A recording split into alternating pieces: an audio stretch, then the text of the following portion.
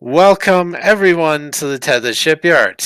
I am Takeshi Yamato, the Yard Master, joining our host, the Housecoat Gamer. Yo.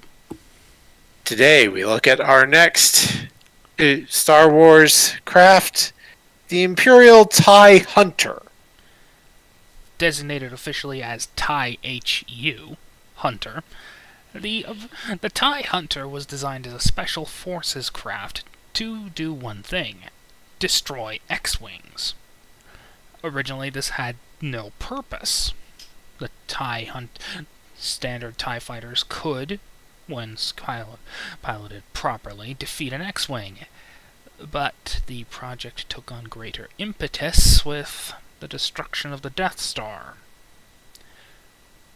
Yes. Enter the Hunter, which actually incorporates quite a few elements of the X-Wing, especially the S-foils.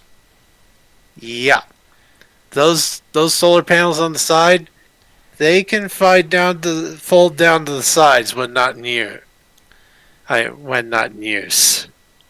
They radiate heat away from all the weapon systems, and this thing has quite a few, and is armed with a proton torpedo launcher, seen here, two large ion cannons mounted near the engines, and of course the standard laser cannons. Yep. The Hunter is used exclusively by the Storm Commandos, basically the Delta Force of the Empire, and used exclusively by their Imperial escort carriers, a Corvette-class vessel that is armed to the teeth with guns. Lots of guns. Yep. We will get to that later. Anyway.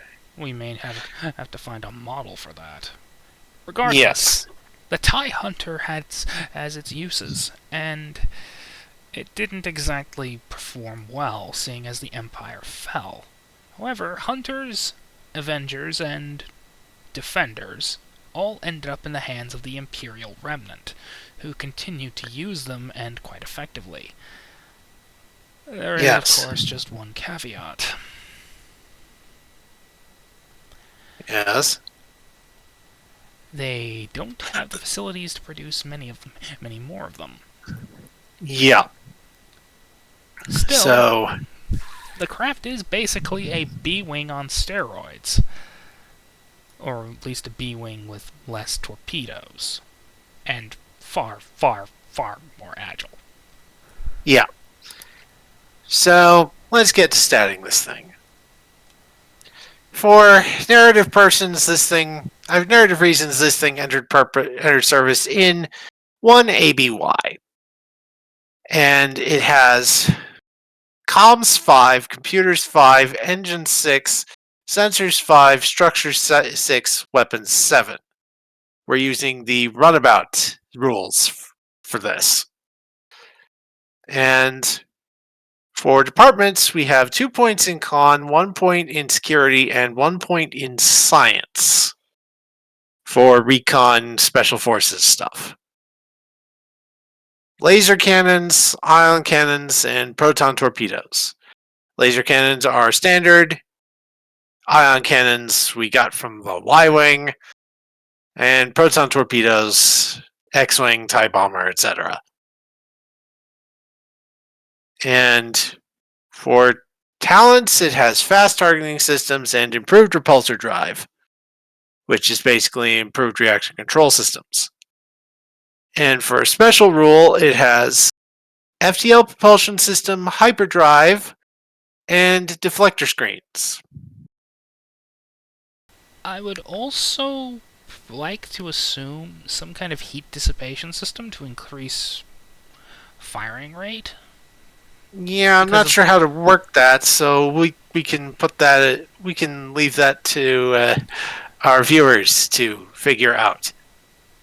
And I hope they actually put something forward. Yes, please, people, help us out here. And descriptor traits: Imperial Fighter and Special Forces, because this thing is Special Forces. As a personal note, I happen to love the TIE Defender.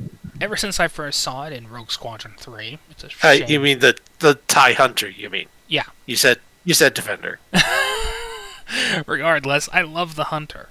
Ever since I first saw it in Rogue Squadron 3, which really should have gotten ported over to the Wii, or even the Switch. Yeah, the Switch especially. Or even better, PC. Yeah. Yeah, but I love this thing. It's a nasty little fighter. Armed to the teeth, basically having all the pluses of the X-Wing and the B-Wing, but with the Imperial style that I actually like. Yep. Now, as much as I love the style of Rebel fighters, I kind of like the uniformity of standard Imperial design. I mean, all you have to do for a TIE fighter is just stick the cockpit on a new set of frames. That's kind of what they did for the Interceptor, the Bomber, the X-1, the Avenger, the Hunter, and eventually honestly, the Defender. Yeah, honestly, the Defender is my favorite Imperial craft. Though, we will get to that later. Bye-bye.